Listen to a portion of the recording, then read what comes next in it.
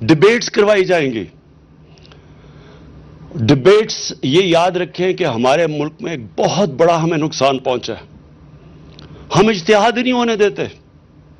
قرآن کے اندر اللہ کا حکم ہے اجتہاد کرو, ڈبیٹ کرو. جب آپ اجتہاد ہی نہیں ہونے دیں گے تو تھاٹ پروسیس آگے کیسے بڑھے گا؟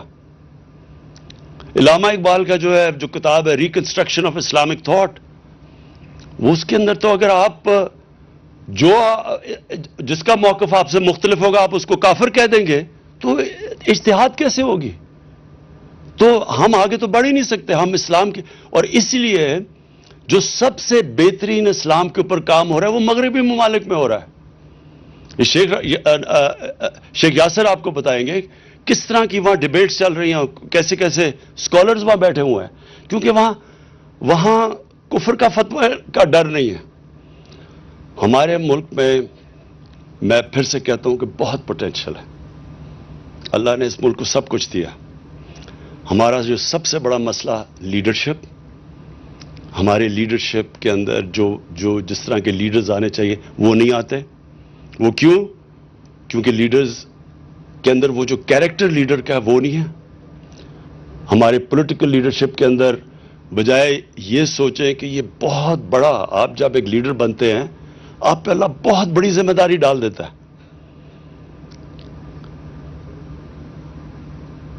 جب ایک لیڈر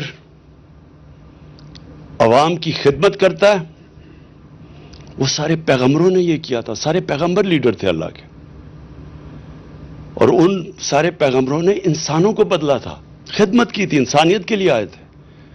اور جب ایک لیڈر بن کے ایک اتھارٹی پہ آ کے ملک کا پیسہ چوری کرنا شروع کر دیتا ہے, اس سے بڑا اللہ کا عذاب کسی انسان پہ نہیں آ سکتا. کیونکہ جو معاشرے میں غربت ہوتی ہے سارا گناہ اس کے اوپر جاتا ہے. اس لیے ہمیں اپنے نبی صلی اللہ علیہ وسلم کی جو انہوں نے جو لیڈرشپ کا کانسیپٹ دیا تھا, انشاءاللہ القادر یونیورسٹی اور ہم باقی جو ہماری رحمت للعالمین جو اتھارٹی ہے وہ ساری یونیورسٹیز کے ساتھ ان ٹچ رہے گی. ادھر چیئرز ہیں, سیرت چیئرز ہیں, ان کے ساتھ ہم ان ٹچ رہیں گے. اور بیسکلی جو اس نبی صلی اللہ علیہ وسلم نے لیڈرشپ کا کانسیپٹ دیا تھا وہ ہم نے اپنی یوتھ کو دینا ہے. اسکول کے بچوں سے شروع کریں گے سب کو, تاکہ پتہ تو چلے کہ لیڈر میں کون سی کوالٹیز ہیں. کبھی بھی ایک خود غرض آدمی لیڈر نہیں بن سکتا. لیڈر ہمیشہ اپنی ذات سے نکل کے بڑا سوچتا ہے. قائد اعظم محمد علی جناح, نیلسن مینڈیلا, وہ لیڈرز جو کہ ایک اپنی آپ کو قربان کر دیتے ہیں اپنی قوموں کے لیے. ساری زندگی وہ قومیں ان کو دعائیں دیتی ہے, ان کی عزت کرتی ہے. کبھی بزدل انسان لیڈر نہیں بن سکتا. اس لیے قرآن کی آیت ہے کہ جو لوگ ایمان لے آئے میں ان کے خوف دور کر دیتا ہوں. اس لیے وہ جو ایک دم لیڈرز کی بارش ہوئی تھی مدینہ کی ریاست کے بعد, ہمارے نبی صلی اللہ علیہ وسلم کی دنیا سے جانے کے بعد, ایک سے ایک بڑا لیڈر بن گیا تھا, کیونکہ ان کے خوف دور چلے گئے تھے. بڑی سوچ تھی ان کی, ذات سے باہر نکل گئے تھے, اور سچے لوگ تھے اور انصاف کرنے والے لوگ تھے. یہ 4 کوالٹیز ہیں جو بنیاد ہے ایک لیڈر کی, اور یہ ہم نے اپنے بچوں کو پڑھانا شروع کرنا ہے تاکہ ہمارے ملک میں بھی لیڈرز نکلیں. جب وہ ان کو اقتدار ملے تو وہ اپنی قوم کا سوچیں, یہ نہ سوچیں کہ انہوں نے کتنا پیسہ بنانا ہے اور اپنے آپ کو کتنے فائدے پہنچانے ہیں اور اپنی رشتہ داروں اور دوستوں کو اوپر لے کے آنا ہے. میرٹ قائم کرنی, اور وہی مدینہ کی ریاست میں سب سے بڑی چیز اگر آپ دیکھیں میرٹ تھی. جو کوئی ایکسل کرتا تھا وہ بڑے عہدے پہ پہنچ جاتا تھا. اور جو آخر میں یہ چاہتا ہوں کہ ہماری یونیورسٹی سے اس طرح کی اسکالرشپ ہو, اور انشاءاللہ جو ہماری رحمت للعالمین اتھارٹی ہے وہ سارے انٹرنیشنل اسکالرز کے ساتھ ان ٹچ ہے. اور ہماری کوشش یہ ہے کہ آگے سے, اور یہ ہوگا, میں آپ کو پھر بتا رہا ہوں کہ باہر کسی نہ کسی ملک میں وہ ہمارے نبی صلی اللہ علیہ وسلم کی شان میں پھر سے گستاخی کریں گے. لیکن اس بار میں چاہتا ہوں کہ ایک بڑا انٹلیکچوئل ریزنڈ سوچ سمجھ کے قانون دیکھ کے ایک اس طرح کا ہمارے ساتھ ہمارا رسپانس جائے. سارے مسلمان اسکالر سے پہلے کنسلٹ کریں, مسلمان ہیڈز آف اسٹیٹ سے کنسلٹ کر کے ایک وہ رسپانس جائے جو یہ نہ ان کو کہنا پڑ جائے کہ جی جب دیکھیں مسلمان دنیا آزادی رائے کے خلاف ہے.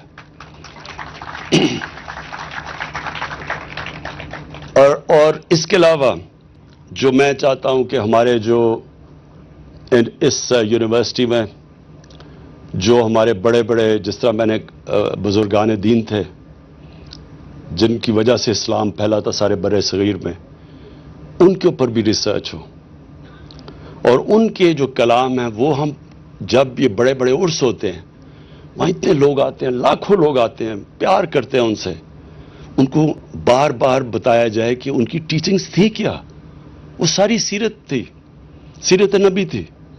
تو ہم نے لوگوں کو ملک کے کیریکٹر کو اوپر اٹھانا ہے, موریلٹی کو اوپر اٹھانا ہے.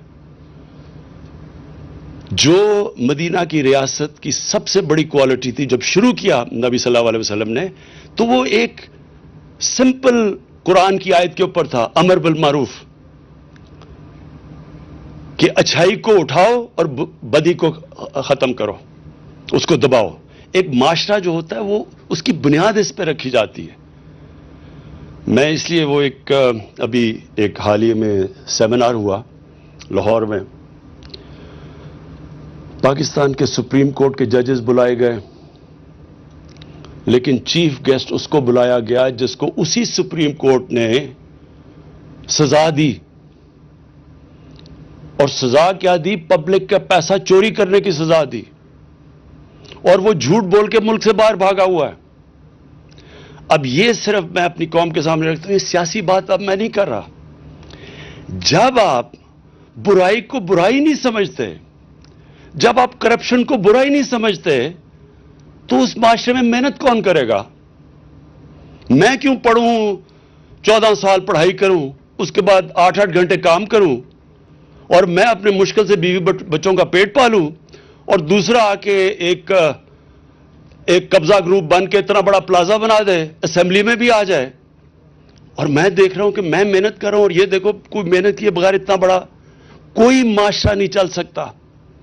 یہ یاد رکھیں کہ معاشرے کے اندر جب آپ کی اخلاقیات تباہ ہو جاتی ہے, آپ کے معاشرے میں سونا نکلے, ہیرے نکلے, جو مرضی نکلے, وہ ریاست نہیں بچ سکتی. ایک ریاست جس کی موریلٹی, مورل سٹینڈرڈز ہوتی ہیں, اس کو ایٹم بم بھی تباہ نہیں کر سکتا. جس طرح جاپان تھا, وہ پھر کھڑی ہو جائے گی. تو آپ کو ایٹم بم مارنے کی ضرورت ہی نہیں پڑتی اس معاشرے کی جس کی موریلٹی ختم ہو جاتی ہے. جب ہم کرپشن کو برا نہیں سمجھتے تو معاشرہ تو تباہ ہو جاتا ہے. اور یہ سب سے بڑا ظلم اس معاشرے میں نے 1985 کے بعد جو چینج دیکھا ہے, ہم نے تو پاکستان کو دیکھا نا, جو سب سے بڑی تباہی آئی ہے کہ ہم چوروں کو برا ہی نہیں سمجھتے. تو ہم یہ میسج دیتے ہیں کہ ڈاکہ مارنا تو بڑا ڈاکہ مارنا, صرف چھوٹے چور ہی پکڑے جاتے ہیں پاکستان میں. کبھی کوئی معاشرہ نہیں سروائیو کر سکتا. اور اس لیے بھی میں اس نتیجے پہ آیا ہوں کہ ہم نے اپنی آنے والی نسلوں کو, ینگر جنریشن کو, اپنے یونیورسٹی اسٹوڈنٹس کو, ہم نے سیرت نبی کے ذریعے ان کی ہم نے موریلٹی, ان کا کیریکٹر بلڈنگ کرنی ہے, مورل رینیسانس کرنا ہے. اور انشاءاللہ میرے میں کبھی کوئی شک نہیں ہے کہ اللہ نے باقی سب کچھ دیا ہمیں, سب کچھ یہاں ہر اللہ کی نعمت پاکستان میں ہے.